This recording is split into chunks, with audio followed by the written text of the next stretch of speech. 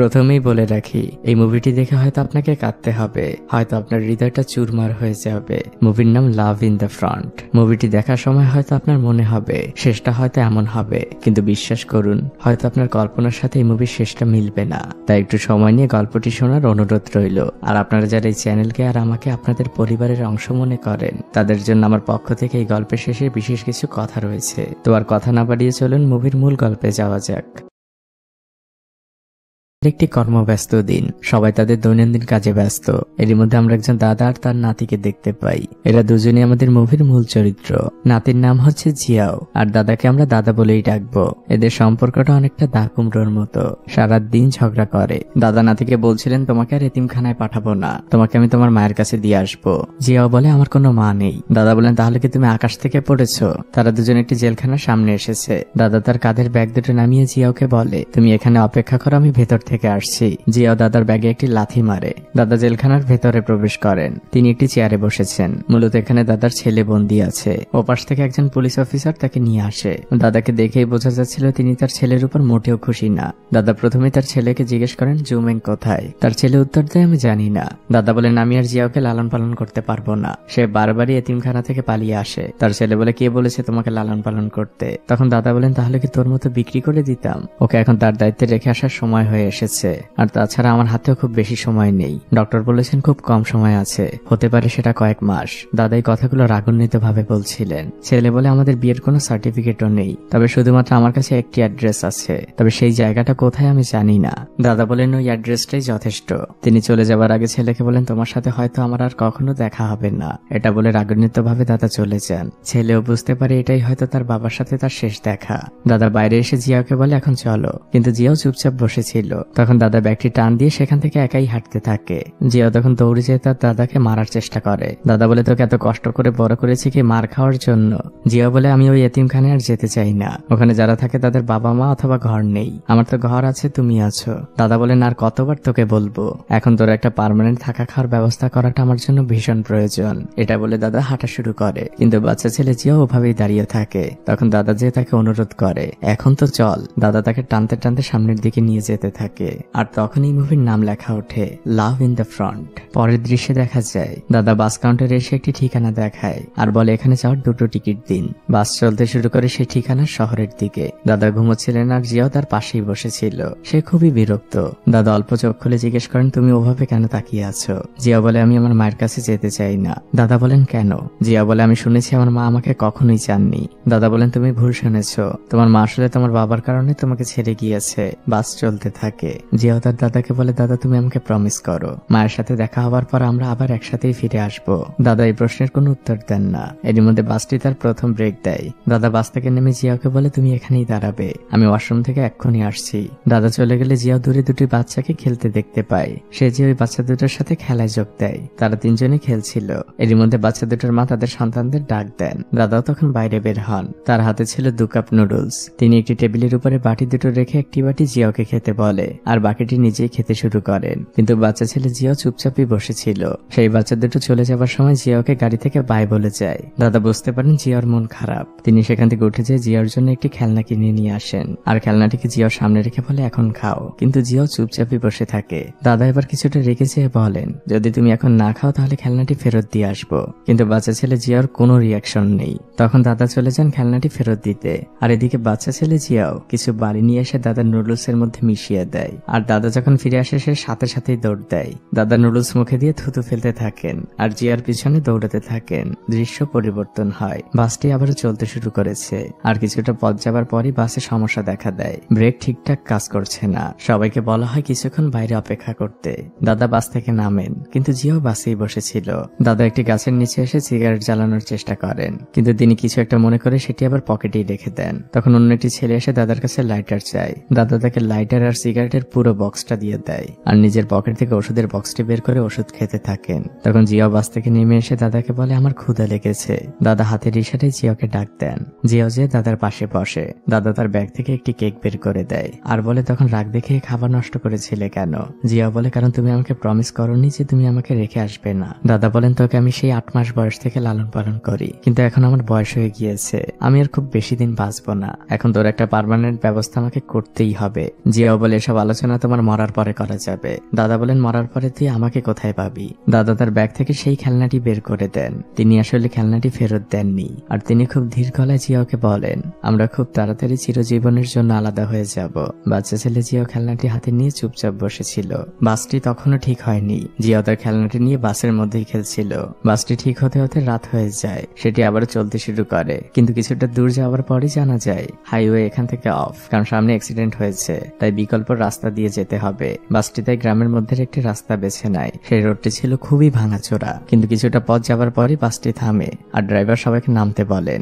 যাত্রীরা জিজ্ঞেস করে, এখানে কেন নামবো? ড্রাইভার বলেন, রাত 2টার পরে কোনো বাস হাইওয়েতে চলতে পারে না। আমরা কাল সকালের আগে এখান থেকে যেতে পারবো না। সবাই একটি ধাবায় আশ্রয় নেয়। দাদা বোতলে খাবার পানি ভরছিলেন, কিন্তু হঠাৎই তার বুকটা ব্যথা করে ওঠে। জিয়াও বিষয়টা লক্ষ্য করে, কিন্তু দাদা তাকে কিছু বুঝতে দিতে চান না। তিনি যে জিয়াওকে ঘুম পাড়িয়ে দেন আর বলেন কাল খুব সকালে উঠতে হবে। জিয়াও তার দাদার কোলে শুয়ে বলে, তুমি আমাকে যেখানেই রেখে আসো না কেন, আমি কিন্তু আবারও ফিরে আসবো, কারণ আমি ঠিকানা জানি। দাদা কোনো উত্তর দেন না। তিনি এক বুক ভরা হতাশা নিয়ে অপলক চোখে তাকিয়ে থাকেন। পরদিন সকাল হয়। সবাইকে ঘুম থেকে ডাকা হচ্ছিল বাসে ওঠার জন্য।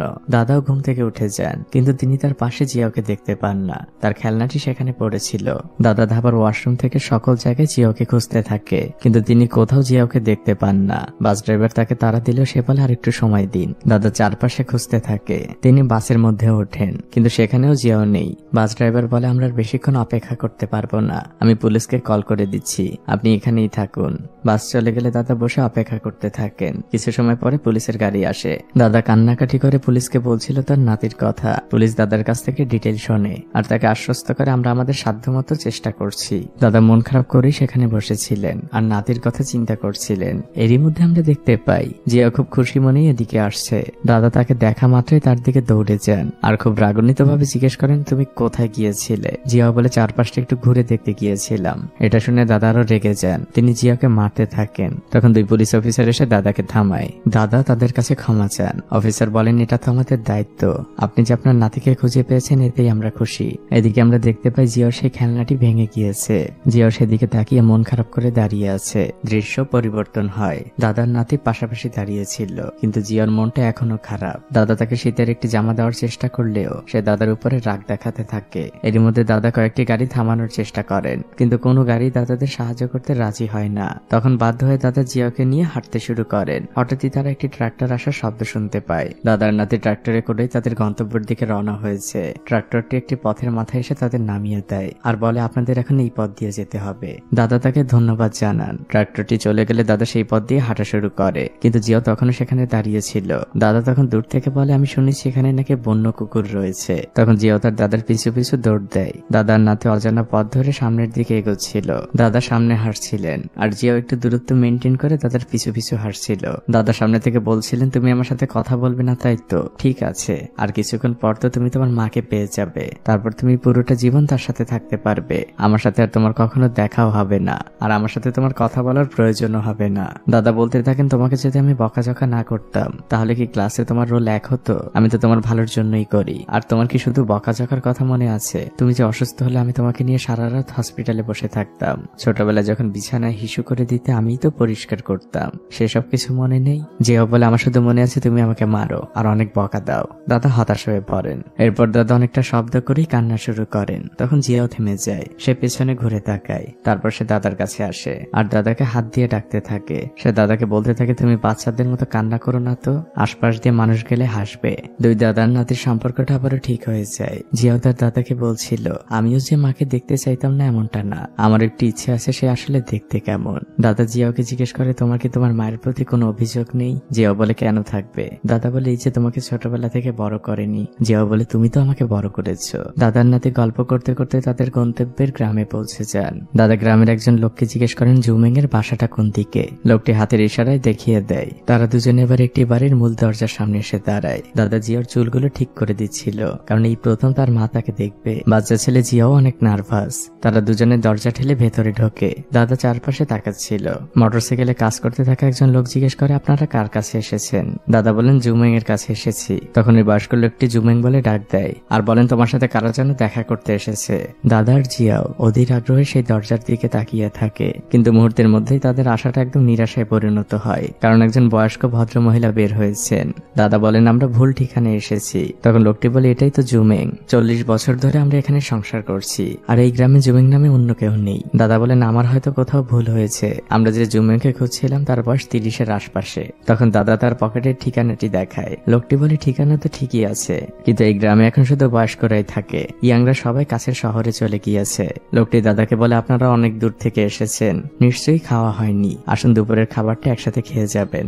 লোকটি দাদার জিয়াওকে ভেতরে নিয়ে বসতে দেয়। হঠাৎই দাদার চোখ যায় দেওয়ালে টাঙানো ছবিগুলোর দিকে। দাদা উঠে সেখানে যান, আর একটি ছবি দেখিয়ে বলেন, এই তো জুমেং, এই মেয়েটাকে দেখতে একদম জুমেং এর মতো। তখন ওই লোকটি দাদাকে বলে, আপনার কোথাও ভুল হচ্ছে, ও কেন জুমেং হবে, ও আমার মেয়ের বান্ধবী, ওর নাম জুসুয়া। দাদা বলেন, তার ঠিকানাটা কি আমাকে বলতে পারবেন? লোকটি বলে, ওরা তো অনেক বছর আগেই গ্রাম থেকে চলে গিয়েছে, ও একটা হতভাগা মেয়ে, ছোটবেলায় মা মারা যায়, তারপর সৎমায়ের কাছে অনেক নির্যাতনে বড় হয়েছে। লোকটি বলে, একটি কাজ তো করা যায়, খাওয়া দাওয়া শেষে চলুন আপনাকে নিয়ে আমার মেয়ের কাছে যাই, ওর কাছে কোনো খোঁজ থাকতে পারে। দাদা খুশি হয়ে বলেন, ঠিক আছে। লোকটি দাদাকে জিজ্ঞেস করে, আচ্ছা আপনি ওকে কেন খুঁজছেন? দাদা জিয়াওকে দেখিয়ে বলে, এটা ওর ছেলে। পরের দৃশ্যেই দেখা যায় সেই লোকটি দাদার জিয়াওকে নিয়ে তার মেয়ের বাড়ির উদ্দেশ্যে তার মোটরসাইকেলে করে রওনা হয়েছেন। স্থানীয় শহরটা খুব বেশি দূরে না, তারা খুব অল্প সময়ের মধ্যে সেখানে পৌঁছে যায়। লোকটির মেয়ে এখানে একটি গেস্ট হাউস পরিচালনা করে। লোকটি বাইরে থেকে তার মেয়েকে ডাকতে থাকে। তার মেয়ের নাম ছিল লিন। সে বাইরে বেরিয়ে আসে। বাবা যে লিনের কানে কানে সকল ঘটনা খুলে বলে। লিন তখন উপর থেকে নেমে দাদার জিয়াওর কাছে আসে, আর দাদাকে জিজ্ঞেস করে, এত পুরনো একটি ছবি দেখে আপনি কিভাবে শিওর হলেন যে ওই জুমেং?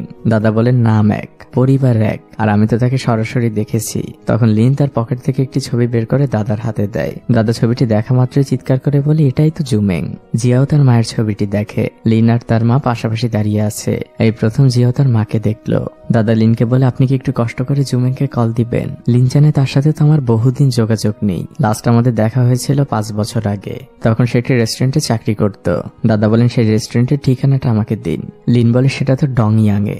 দাদা তখনই রওনা দিতে যাচ্ছিল, তখন পাশে দাঁড়িয়ে থাকা সেই লোকটি বলে, এখন কোনো বাস নেই ডংইয়াংয়ে যাওয়ার জন্য, আগামীকাল ভোরে আপনি বাস পাবেন, আপনি আজ রাত্রে এখানেই থেকে যান। দাদা বলেন, আপনারা অনেক কিছু করেছেন, আর কষ্ট দিতে চাই না। তখন লিনও দাদাকে অনুরোধ করে তাদের উপরে থাকার ব্যবস্থা করা হয়। জিয়াও তার দাদার সাথে উপরে যায়, আবার কিছুক্ষণের মধ্যে ফিরে আসে। সে মন খারাপ করে লিনের হাতে সেই ছবিটি বাড়িয়ে দেয়। লিন হাসি মুখে বলে, এটা তোমার কাছেই রেখে দাও। তখন বাচ্চা ছেলে জিয়ার মুখে হাসি ফোটে। ওই দিন রাতের বেলা লিন তার কিচেনে কাজ করছিল। জিয়াও এসে তার পেছনে দাঁড়ায়। লিন তাকে ভেতরে আসতে বলে, আর জিজ্ঞেস করে, অনেক রাত হয়েছে, তুমি এখনো ঘুমাওনি কেন?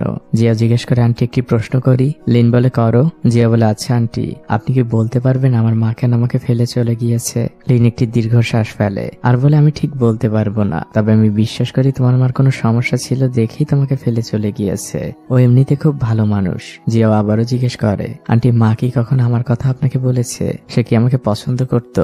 লিন মিথ্যা বলে। সে বলে, হ্যাঁ বলেছে, সে তোমাকে অনেক ভালোবাসে, কিন্তু কোন এক পরিস্থিতিতে হয়তো তোমাকে ফেলে চলে গিয়েছে। লিন বলে, এখন অনেক রাত হয়েছে, এখন যে ঘুমিয়ে পড়ো, কাল সকালে তোমাকে মাকে খুঁজতে যেতে হবে। জিয়াও তখন উপরে যেয়ে তার দাদার পাশে বসে তার মায়ের ছবিটি দেখছিল। দাদা ঘুম ঘুম কণ্ঠে বলে, মায়ের ছবি পেয়ে দাদাকে ভুলে গেলি, মাকে পেলে তো দাদাকে একদমই ভুলে যাবি। জিয়াও বলে, না দাদা, সেটা সম্ভব না, তোমার জামার সিগারেটের গন্ধ ছাড়া তোমার ঘুম আসে না। দাদা বলেন, আমি তো সিগারেট খাওয়া ছেড়ে দিয়েছি। জিয়া বলে, কিন্তু গন্ধ তো এখনো আসছে। দাদা হাসেন আর জিয়াওকে ঘুমিয়ে পড়তে বলেন। পরদিন খুব ভোরবেলা দাদার জিয়াও ওই বাসা থেকে বেরিয়ে আসেন আর লিনের কাছ থেকে বিদায় নিয়ে হাঁটতে শুরু করেন। লিন তার 2 বাচ্চা নিয়ে পথের দিকে তাকিয়েছিল। জিয়াও একবার পেছনে ফিরে তাকায়, আর তার পরের দৃশ্যে দেখা যায় দাদার জিয়াও ডংইয়াংয়ে যাবার ট্রেনে উঠে গিয়েছে। ট্রেনটি চলতে শুরু করে আর জিয়াও এক আশাময় কৌতূহলী চোখ নিয়ে জানালা দিয়ে বাইরের দিকে তাকিয়ে আছে। ট্রেনটি একসময় পৌঁছে যায় ডংইয়াং শহরে। দাদার জিয়াও বাসে উঠেছে তাদের কাঙ্ক্ষিত ঠিকানায় যাওয়ার জন্য। বাস তাদের একটি রেস্টুরেন্টের সামনে নামিয়ে দেয়। জুমিং এখানেই কাজ করত। দাদার জিয়াও ভেতরে ঢোকে। একজন মহিলা এসে জিজ্ঞেস করে, স্যার আপনার কি প্রয়োজন? দাদা বলেন, আমি জুমিং নামে একজনকে খুঁজছি, সেখানেই কাজ করত। দাদা ওই মহিলাকে ছবিটিও দেখান, কিন্তু ওই মহিলা চিনতে পারে না। তখন পেছন থেকে ম্যানেজার আসে আর ওই ছবিটি দেখে চিনতে পারে। তখন ম্যানেজার দাদাকে বলে, জুমিং তো 4 বছর আগেই এখান থেকে চাকরি ছেড়ে দিয়েছে। দাদা জিজ্ঞেস করেন, এর পরে কোথায় গিয়েছে আপনি কি জানেন? ম্যানেজার বলেন, সেটা তো আমি বলতে পারবো না। তখন পেছনে থাকা একটি মহিলা আপন মনেই বলতে থাকে, আমি শিওর যে জুমিং ওই জেলের সাথে ভেগে গিয়েছে। ম্যানেজার বলে, তুমি মুখ সামলিয়ে কথা বলো। দাদা তখন দৌড়ে তার কাছে যায় আর বিস্তারিত জানতে চায়। মহিলাটি বলে, আমি শুধু জানতাম এখানকার এক জেলের সাথে তার রিলেশন ছিল, এখান থেকে চাকরি ছেড়ে মনে হয় তার সাথেই ভেগে গিয়েছে। দাদা জিজ্ঞেস করেন ওই লোকটির ঠিকানা কি আপনি বলতে পারবেন? মহিলাটি বলে আমি জানি না, তবে আশপাশে অনেকগুলো জেলে পল্লী রয়েছে, হয়তো সেখানেই খুঁজে পাবেন। দাদার নাতি রওনা হয়েছে সেই জেলে পল্লীর উদ্দেশ্যে। তারা একটি খোলা রাস্তা দিয়ে হাঁটছিল। আকাশে তখন মেঘ করেছিল। দাদা জিয়াকে তাড়া দিচ্ছিলেন দ্রুত হাঁটার জন্য, কারণ বৃষ্টি আসলে তাদের দাঁড়াবার মতো কোনো জায়গা নেই। দাদা জিয়াকে বলে মায়ের ছবিটা এখন আমার কাছে দাও, বৃষ্টি আসলে ওটা ভিজে যাবে। কিন্তু বাচ্চা ছেলে জিয়া মায়ের ছবিটা নিজের পকেটে ঢুকিয়ে রাখে। এরই মধ্যে বৃষ্টি চলে আসে। দুইজনেই দৌড়াতে শুরু করে। জিয়াও সামনে চলে যায়, কিন্তু তখনই দাদার বুকে ব্যথাটা শুরু হয়। দাদা বুক চেপে ধরে সেখানে শুয়ে পড়েন। জিয়াও ঘুরে তাকিয়ে দাদা বলে চিৎকার করে, আর সে দ্রুত দৌড়ে এসে দাদার কাছে বসে। ওই পথ দিয়ে তখন একটি স্বেচ্ছাসেবীদের বাস যাচ্ছিল। তারা বাসটি থামায় আর সবাই মিলে দাদাকে সাহায্য করে। দাদাকে একটি হসপিটালে ভর্তি করা হয়। ডক্টর ওই স্বেচ্ছাসেবীদের প্রধানকে জানায় লোকটির হার্টের অবস্থা একদমই ভালো না, তাকে যদি আর কিছুদিন বাঁচাতে হয় তাহলে এখনই অপারেশন করা প্রয়োজন। বাচ্চা ছেলে জিয়াও পাশে দাঁড়িয়ে শুনছিল। এরই মধ্যে ভেতর থেকে তার দাদা ডাক দেয়। জিয়াও দৌড়ে রুমের মধ্যে ঢোকে। দাদা খুব ধীর গলায় বলেন, আমাদের মনে হয় সময় নষ্ট করা উচিত হবে না, আমাদের এখনই বেরিয়ে পড়তে হবে তোমার মাকে খুঁজতে। জিয়া বলে দাদা মাকে খোঁজাটা বাদ দেওয়া যায় না? দাদা বলে পাগলের মতো কথা বলো না, তোমার একটা পার্মানেন্ট ব্যবস্থা করাটা আমার ভীষণ প্রয়োজন। ডক্টর সেখানে দাঁড়িয়েছিলেন। দাদা ডক্টরকে বলে আমি জানি আমার কি হয়েছে, আর আমার হাতে যে খুব বেশি সময় নেই তাও আমি জানি। আপনি কি একটু কষ্ট করে আমাকে রিলিজের ব্যবস্থাটা করে দিতে পারেন? আমার এখন অনেক বড় একটি দায়িত্ব বাকি আছে। ডক্টর তখন মন খারাপ করে বলে, আপনি তাহলে এই স্যালাইনটা শেষ করে আগামীকাল যান। ওই দিন রাতের বেলা হসপিটালের বাইরের একটি বেঞ্চে বসে জিয়াও কাঁদছিল। তখন সেই স্বেচ্ছাসেবী প্রধান এসে জিয়ার পাশে বসে আর তার কান্নার কারণ জিজ্ঞেস করে। জিয়া বলে আমার দাদা অনেক অসুস্থ, আমি আমার মাকেও খুঁজে পাইনি এখনো। জন্মের পর থেকে মাকে কখনো দেখিও নি। একটা মাত্র ছবি ছিল আমার কাছে, বৃষ্টিতে ভিজে সেটাও নষ্ট হয়ে গেল। তখন এই লোকটি জিয়াকে বলে, এটা তোমার ভুল ধারণা, সন্তান আর বাবা মায়ের সম্পর্ক কখনো শেষ হয় না, ওটা একটা ছবি মাত্র। তোমার বাবা মা পৃথিবীর যেখানেই থাকুক না কেন তার সাথে তোমার আত্মার সম্পর্ক। তুমি তোমার বাবা মায়ের আত্মার সাথে সবসময় জড়িয়ে আছো। পরদিন সকাল হয়, সবাই দাদার চারপাশে দাঁড়িয়ে আছে। তাদের মধ্যে একজন দাদাকে বলে, আপনি অনেক ভালো একটি কাজ করছেন, তাই আমরা চাই আপনার এই কাজে যুক্ত হতে। তখন তাদের দলপ্রধান বলে, আমরাও আপনার সাথে জিয়ার মাকে খুঁজবো। এ কথা শুনে দাদা অনেক খুশি হয়ে যান। পরের দৃশ্যেই দেখা যায় ওই গ্রুপটি একটি পাবলিক প্লেসে জনসচেতনতামূলক প্রোগ্রাম করছিল। দাদার নাতি বাসের মধ্যেই বসা ছিল। কিছুক্ষণ পর দাদা জিয়াকে নিয়ে বাইরে বের হন। তারপর তারা দুজন মিলে একটি ফটো বুথে যায়। সেখানে যে তারা দুজন মিলে কয়েকটি ছবি তোলে। সেই ফটো বুথ থেকে বের হবার পর জিয়াও দাদাকে জিজ্ঞেস করে, আচ্ছা দাদা তুমি ছবি তুললে কেন? দাদা বলেন, যাতে করে আমি মারা যাবার পরে এই ছবি দেখে আমার চেহারাটা তোর মনে পড়ে। দৃশ্য পরিবর্তন হয়। পুরো টিমটি একটি সমুদ্র পাড়ে ওই রাতে ক্যাম্পেইন করেছে। সবাই টেবিলে বসেছিল। সেখানে খাবার সাজানো হচ্ছিল। একটি কেকও রাখা ছিল সেখানে। হঠাৎ করেই ওই গ্রুপ প্রধানের ওয়াইফ দাঁড়ায় আর বলে, আজ আমার একমাত্র ছেলের জন্মদিন। এটা বলে সে কান্না করে দেয়। ওখানে থাকার সবার মন খারাপ হয়ে যায়, কারণ এই দম্পতির একমাত্র সন্তানকে একদম ছোটবেলায় চাইল্ড ট্রাফিকাররা চুরি করে নিয়ে গিয়েছিল। দলপ্রধান তার হাতে থাকা বার্থডে টুপিটি জিয়ার দিকে বাড়িয়ে দেয় আর জিয়াকে বলে, আজ না হয় তুমি আমাদের সন্তান হয়ে কেকটা কাটো। জিয়ার মাথায় টুপিটি পরানো হয়। সে কেকটি কাটতে থাকে আর সবাই পাশ থেকে হাততালি দিতে থাকে আর উইশ করতে থাকে। এই বাচ্চা ছেলেটিও কখনো জন্মের পর থেকে বার্থডে সেলিব্রেট করেনি, কারণ সে নিজেও জানে না তার সঠিক জন্মদিন কবে। মুহূর্তের মধ্যে জিয়াও যেন সবার মধ্যমণি হয়ে ওঠে। সে তারাবাজি নিয়ে চারদিকে দৌড়াচ্ছিল, সবার সাথে খেলছিল। সে বাচ্চাটি আজ অনেক মজা করেছে। আর তারপর একসময় সে ঘুমিয়ে যায়। শান্ত সমুদ্র সৈকতে বসে দাদা সেই দলপ্রধান গল্প করছিল। দলপ্রধান দাদার কাছে জিয়ার গল্প শুনতে চায়। দাদা দলপ্রধানকে বলেন, জিয়াও আসলে আমার নাতি না। 8 বছর আগে আমার কুলাঙ্গার ছেলে একজন মহিলাকে বিয়ে করেছিল। তার কোলে তখন 8 মাসের সন্তান ছিল। সেই সন্তানই হলো জিয়াও। একদিন হঠাৎ করেই তার মা কাউকে কিছু না বলে চলে যায়, আর তারপরে কোনোদিন আর ফিরে আসেনি। আর সেই থেকে আমি ওকে বড় করছি। দলপ্রধান তখন দাদাকে জিজ্ঞেস করে, আপনার ছেলে কোথায়? দাদা বলেন, ও আমাদের কোনো খোঁজ নেয় না, আর খোঁজ নিয়েও লাভ নেই, কারণ ও এখন জেলে। দলপ্রধান জিজ্ঞেস করেন, কেন? দাদা বলেন, কুলাঙ্গারটা শিশু পাচারকারী ছিল। এ কথা শুনে দলপ্রধানের চোখ দুটো বড় হয়ে যায়। দৃশ্য পরিবর্তন হয়। পরদিন দাদার জিয়াকে একটি জেলে পল্লীতে নামিয়ে দিয়ে বাসটি সেখান থেকে চলে যায়। দাদা জিয়াকে নিয়ে ওই জেলে পল্লীর পথ ধরে হাঁটতে থাকেন। আর পথের মধ্যে তিনি যাকেই পাচ্ছিলেন তাকে জিজ্ঞেস করছিলেন জুমিং নামে কাউকে চেনে কিনা, কিন্তু প্রত্যেকে বলছিল এই নামে তারা কাউকে চেনে না। দাদা হাল ছাড়েন না, তিনি অনেকজনের কাছে জিজ্ঞেস করেন, কিন্তু সবার উত্তরই একই ছিল।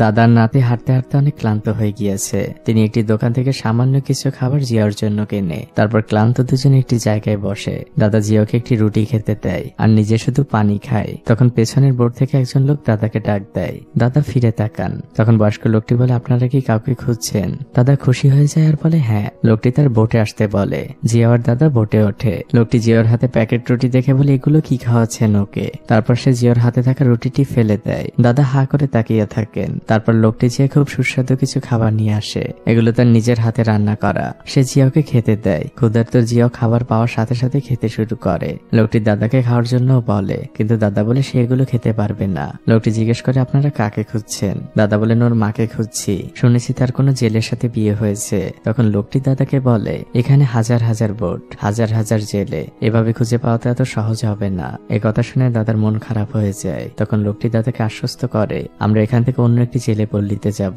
সেখানে অনেক মানুষ পরিবার নিয়ে বসবাস করে। এ কথা শুনে দাদা খুশি হয়ে যান। আর পরের দৃশ্যেই দেখা যায় তারা বোটে করে অন্য সেই জেলে পল্লীর উদ্দেশ্যে রওনা হয়েছে। জিয়া এই প্রথম নৌকায় উঠল, তাই সে অনেক খুশি। জিয়ার খুশি দেখে দাদাও খুশি। বোটটি সেই নতুন জেলে পল্লীতে পৌঁছায়। লোকটি দাদার জিয়াকে নামিয়ে দেয় আর যাবার আগে বলে, আমি আপনাদের জন্য এখানে অপেক্ষা করব।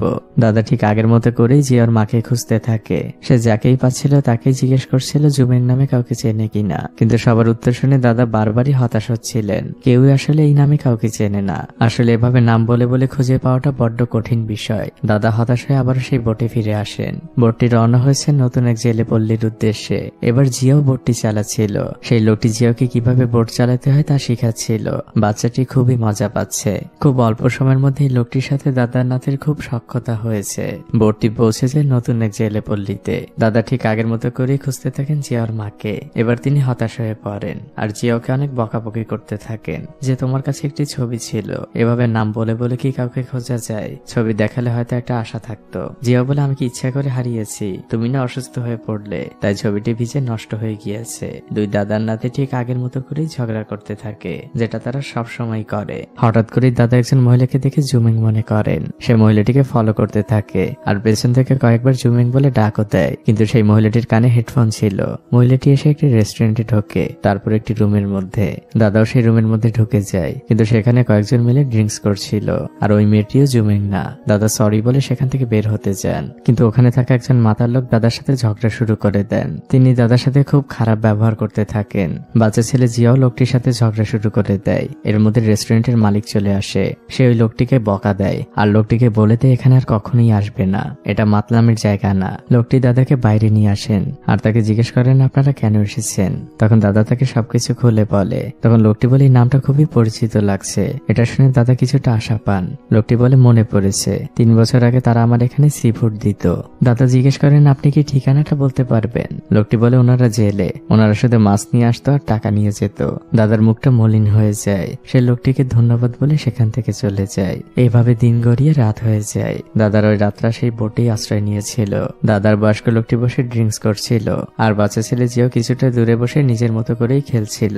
লোকটি জিয়ার মুখের দিকে তাকিয়ে বলে, কি সুন্দর বাচ্চা। তারপর এক বুক ভরা হতাশা নিয়ে বলে, দুনিয়াটা কত আজব, কেউ সন্তান ফেলে চলে যায় আর কেউ সন্তানের আশায় পুরোটা জীবন কাটিয়ে দেয়। দাদা বলেন, আপনি নিঃসন্তান? লোকটি বলে, হ্যাঁ। দাদা বলেন, আমার যেভাবেই হোক না কেন ওর মাকে খুঁজে বের করতে হবে। লোকটি বলে, এটা অনেক কঠিন একটা কাজ, এই বিশাল সমুদ্রের মাঝে একটি পিন খোঁজার মতো। দাদা বলেন, আমাকে সেই কঠিন কাজটাই করতে হবে। চাঁদের আলো রূপালী পানিতে পড়ে চকচক করছিল। দাদা জিয়াকে নিয়ে খোলা সমুদ্রের মাঝে শুয়ে আছেন। তিনি জিয়াকে জিজ্ঞেস করেন, আজ তুই অনেক ভয় পেয়েছিল ওই মাতার লোকটার জন্য? জিয়া বলে, না, আমি এখন বড় হয়ে গিয়েছি, আমি এখন সমুদ্রের বোটও চালাতে পারি, আমি কেন ভয় পাবো? দাদা হাসতে থাকেন।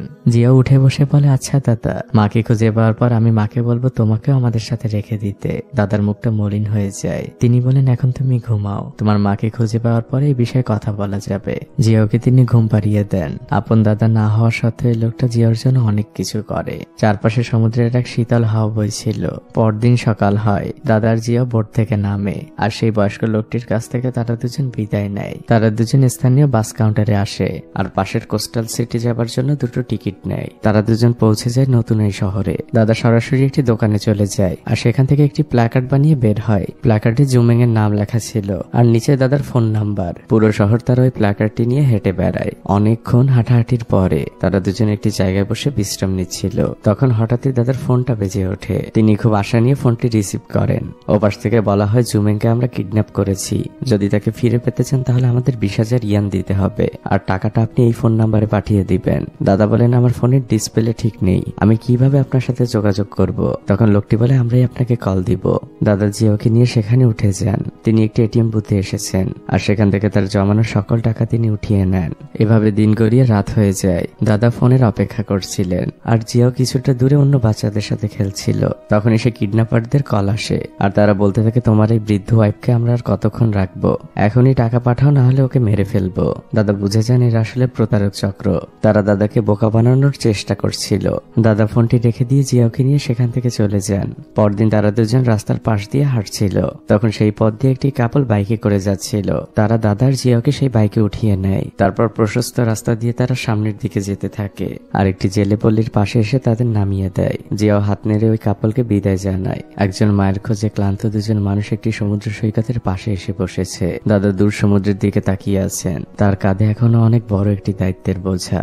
জিয়াও তখন দাদার মন খারাপ দেখে বলে, দাদা কেমন হয় যদি আমরা আর মাকে না খুঁজি? ধরে নাও এটা আমাদের জন্য বড় একটা ট্রিপ, যদি আমরা দুজনে কখনোই এভাবে ঘুরতে বের হইনি। দাদা আনমনে বলেন, আমাকে তাকে খুঁজে বের করতেই হবে। পরের দৃশ্যে দেখা যায় দাদা ঠিক আগের মতো করেই নাম বলে বলে খুঁজতে থাকেন, কিন্তু সবাই বলছিল তারা চিনে না। তারা দুজন সমুদ্রের কিনারা দিয়ে হাঁটছিল আর তখনই একজন লোককে আনমনে জিজ্ঞেস করেন, আপনি কি জুমেনকে চেনেন? লোকটি বলে হ্যাঁ। এই উত্তর শুনে দাদা একদম চমকে যান। দাদা জিজ্ঞেস করেন তার বাসাটা কোথায়। লোকটি হাতের ইশারায় দেখায় ওই তো তার বাসা। দাদা লোকটিকে ধন্যবাদ দেয় আর জিয়াকে নিয়ে সেই বাসার দিকে যেতে থাকে। তারা দুজনেই বাসার মধ্যে ঢুকতে খুবই সংকোচ বোধ করছিল, কিন্তু তারপরে তারা ভয়ে ভয়ে ভেতরে ঢোকে আর খুব ধীরে ধীরে হাঁটতে থাকে। আর ফাইনালি তার একটি রুমের সামনে এসে দাঁড়ায়। সেখানে একজন মা তার বাচ্চাকে খাওয়াচ্ছিল। দাদা খুব ধীর গলায় জুমিং বলে ডাক দেয়। মহিলাটি ঘুরে তাকান আর তখনই মহিলাটির মুখটি মলিন হয়ে যায়। ইনি সেই সত্যিকারের জুমিং। দাদা বলেন, হয়তো তুমি আমাকে চিনতে পারবে না, কিন্তু জুমিং দাদাকে চিনতে পারে। আর সে অনেকটা রাগান্বিত ভাবে দাদাকে বলে, আপনি বাইরে আসুন, আপনার সাথে আমার আলাদাভাবে কথা আছে। জুমিং দাদাকে নিয়ে ওই বাড়ি থেকে কিছুটা দূরে সমুদ্রের পাড়ে আসে। এদিকে বাচ্চা ছেলে জিয়াও তার বোনকে দেখছিল। সে যে তার বোনের পাশে বসে। জুমিং দাদাকে জিজ্ঞেস করে, আপনি আমার কাছে কি চান আর কেন এখানে এসেছেন? দাদা বলেন, আমি কি চাই মানে? সেই 8 মাস বয়সে তুমি জিয়াওকে ফেলে চলে গিয়েছো, আর কোনোদিন তো ফিরে আসোনি। আমিই তো ওকে বড় করেছি, এমনকি আমি ওর সত্যিকারের দাদাও না, আর তুমি আমাকে জিজ্ঞেস করছো যে আমি কি চাই? এদিকে জিয়াও তার ছোট বোনের সাথে খেলছিল। তখন বাইরে থেকে তার দাদা ডাক দেয়। দাদার পাশে জুমিং দাঁড়িয়ে আছে। জিয়াও তার মাকে দেখে খুবই লজ্জা পাচ্ছে। মাঝে জিয়াওর সামনে হাঁটু গেড়ে বসে আর জিজ্ঞেস করে, তুমি কি আমাকে চিনতে পেরেছো? বাচ্চা ছেলে জিয়াও একবার দাদার দিকে তাকায়, তারপর সে মাথা নাড়ে। জুমিং জিজ্ঞেস করে, তাহলে বলো আমি কে? জিয়াও তখন মাথা নিচু করে বলে, মাম্মা। মা তার ছেলেকে জড়িয়ে ধরে। জিয়াও এই প্রথম তার মায়ের স্পর্শ পেল। এই স্পর্শের জন্য সে কতটা দিন অপেক্ষা করেছে, কিন্তু পেছনে থাকা দাদাকে দেখে অতটা খুশি মনে হচ্ছিল না। সে জিয়াওকে বলে, একটু বাইরে এসো, তোমার সাথে দাদার কিছু কথা আছে। জিয়াও দাদার সাথে বাইরে যায় আর তখন দেখানো হয় দাদার সাথে জুমিং এর বলা বাকি কথাগুলো। জুমিং দাদাকে জিজ্ঞেস করেছিল, আপনার ছেলে এখন কোথায়? দাদা বলেছিলেন জেলে। জুমিং বলে, আমি জানতাম ও একটা শিশু পাচারকারী। অল্প বয়সে আমি ওর প্রেমে পড়েছিলাম। একদিনও জিয়াওকে চুরি করে নিয়ে আসে আর আমাকে সবাইকে বলতে বাধ্য করেছিল বাচ্চাটি আমার নিজের। এই কথা শুনে দাদার মুখটা একদম শুকিয়ে যায়। এদিকে দাদা জিয়াওকে বাইরে নিয়ে এসে বলেন, আমাদের উদ্দেশ্য তো সফল হয়েছে, আমরা তোমার মাকে খুঁজে পেয়েছি, এখন আমাদের যাওয়া দরকার। জিয়াও বলে, দাদা তুমি চলে যাচ্ছ? দাদা মন খারাপ করে বলে, আমি না, আমরা চলে যাচ্ছি, তুমিও আমার সাথে যাবে। এই কথা শুনে বাচ্চা ছেলে জিয়াওর মনটা খারাপ হয়ে যায়। এতটা বছর পর যে মাকে খুঁজে পেল, তাকে আবার ছেড়ে চলে যেতে হবে। দাদা বলেন, ওই বাচ্চা মেয়েটিকে তো দেখেছো? জিয়াও বলে, হ্যাঁ আমার বোন। দাদা বলেন, সরকারি নিয়ম হচ্ছে একটি পরিবারে একটি বাচ্চাই থাকতে পারবে, তুমি যদি থেকে যাও তাহলে তোমার বোন আর এই বাড়িতে থাকতে পারবে না। জিয়াও মাথা নিচু করে মন খারাপ করে থাকে আর সে দাদাকে জিজ্ঞেস করে, দাদা তুমি আমাকে মিথ্যে বলছো না তো? দাদা বলেন, আমি তোকে কেন মিথ্যে বলবো? এতটা কষ্ট করে এতটা পথ এসেছি কি তোকে মিথ্যে বলার জন্য? দাদা প্রমিস করেন, আমি আর তোকে কোনোদিন এতিমখানায় পাঠাবো না, যতদিন বেঁচে আছি তোকে বকাঝকাও করবো না। এদিকে দেখানো হয় দাদা লাস্টে জুমিকে কি বলেছিল। দাদা আসলে জুমিকে অনুরোধ করেছিল একটি দিন শুধু জিয়ার মা হয়ে থাকার জন্য। কাল ভোরেই তারা এখান থেকে চিরদিনের জন্য চলে যাবে। দাদা সমুদ্রের পাশে চুপচাপ বসে থাকেন। জুমিং যায় জিয়ার রুমে। মাকে দেখেই জিয়াও উঠে বসতে যায়, কিন্তু মা তাকে শুয়ে থাকতে বলেন। তিনি জিয়ার পাশে বসেন আর জিয়াকে বলেন, আমি দাদার কাছ থেকে শুনেছি তোমার কাছে থাকা আমার একমাত্র ছবিটি নাকি নষ্ট হয়ে গিয়েছে, তাই তোমার জন্য আমি নতুন একটি ছবি নিয়ে এসেছি। জিয়াও ছবিটি তার বালিশের নিচে রেখে দেয়। জুমিং জিয়াকে বলে, সবসময় দাদার কথা শুনবে, তাকে কোনো কষ্ট দিবে না, আর কিছু প্রশ্নের উত্তর তুমি যখন বড় হবে তখন জানতে পারবে এবং বুঝতে পারবে। তবে একটি কথা মনে রেখো, মা তোমাকে সবসময় ভালোবাসি। এখন তোমার ঘুমানোর সময় হয়েছে, আমি তোমার পাশে বসে আছি। জিয়া অন্যদিকে ফিরে চোখ বন্ধ করে থাকে। জুমিং জিয়াকে ঘুম পাড়াতে জিয়াও থেমে যায়। এদিকে বাচ্চা ছেলে জিয়ার দু চোখ বেয়ে পানি পড়ছিল।